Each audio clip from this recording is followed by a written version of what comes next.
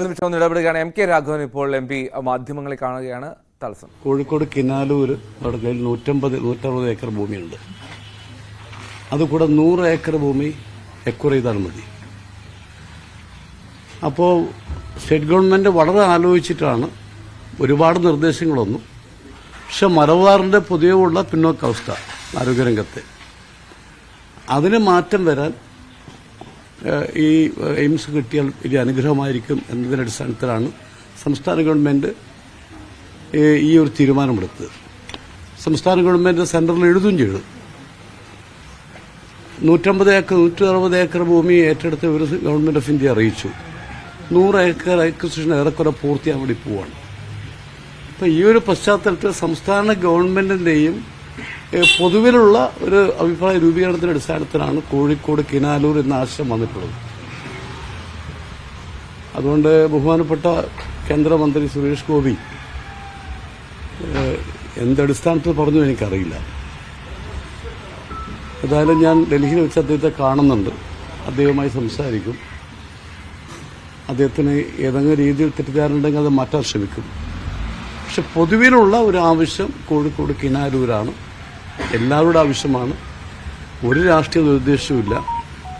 എനിക്കൊന്ന് മലബാറിലെ ഏറെക്കുറെ എല്ലാ രാഷ്ട്രീയ നേതാക്കളും കിനാലൂരിൽ വരണം എന്നാണ് അഭിപ്രായമുള്ളത്.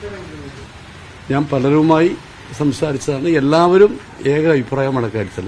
ഈ വികസന സന്തുലിതാവസ്ഥ നിലവിലുണ്ട്. ഇപ്പം വയനാട് നോക്കുകയാണെങ്കിലും കാസർഗോഡ് നോക്കുകയാണെങ്കിലൊക്കെ വയനാട്ടിൽ തന്നെ നമുക്കറിയാം മെഡിക്കൽ കോളേജിന്റെ ഒരു അവസ്ഥ നിലവിലാണ്. അപ്പോൾ ഏതെങ്കിലും തരത്തിൽ അത്തരം ഒരു സ്ഥലത്ത് വരുന്നതിനപ്പുറത്തേക്ക് കോഴിക്കോട് നമുക്കറിയാം നിരവധി ഹോസ്പിറ്റലുകൾ പ്രൈവറ്റ് സെക്ടറിൽ പോലും ഉണ്ട്.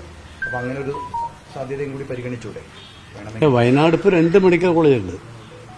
ഒന്ന് ഗവൺമെന്റും ഉണ്ട്, ഒന്ന് എനിക്കൊന്ന് ഡോക്ടർ ആസാദ് മൂപ്പന്റെ മെഡിക്കൽ കോളേജായിട്ടാണ് ഫംഗ്ഷൻ ചെയ്യുന്നത്. മെഡിക്കൽ കോളേജായിട്ടാണ് ഫംഗ്ഷൻ ചെയ്യുന്നത്. അവിടെ പ്രിൻസിപ്പലുണ്ട്, സൂപ്രണ്ടുണ്ട്, സ്റ്റാഫൊക്കെ ഉണ്ട്. സ്റ്റാഫിന് എണ്ണം കുറവുണ്ടാവും. അപ്പോൾ കോഴിക്കോട് മെഡിക്കൽ കോളേജിൽ അതുണ്ട്, സ്റ്റാഫിന് എണ്ണം കുറവുണ്ട്. ഇപ്പം PMSSY കോഴിക്കോട് യാഥാർത്ഥ്യമായി. പക്ഷെ അന്ന് ഗവൺമെന്റ് ഓഫ് ഇന്ത്യയും ഗവൺമെന്റ് ഓഫ് കേരളവും തമ്മിലുള്ള ഒരു MOU ഉണ്ട്. അതിനാവശ്യമായിട്ട് എല്ലാ സ്റ്റാഫിനും ഞങ്ങൾ നിയമിക്കുന്നു. 126 സ്റ്റാഫാണ് വേണമെന്ന് എനിക്ക് തോന്നുന്നു. ഇതുവരെ ഒന്നും ചെയ്തില്ല. സ്റ്റാഫിന്റെ അല്ല. ഇതിന്റെ വിഷയം എന്ന് വെച്ചാൽ കാസർഗോഡ് നമുക്കറിയാം വിഷയം. എൻഡോസൾഫാൻ പോലുള്ള വന്നിട്ട് പോലും അവർക്കൊരു ചികിത്സാ സഹായം കൃത്യമായി കിട്ടുന്നില്ല.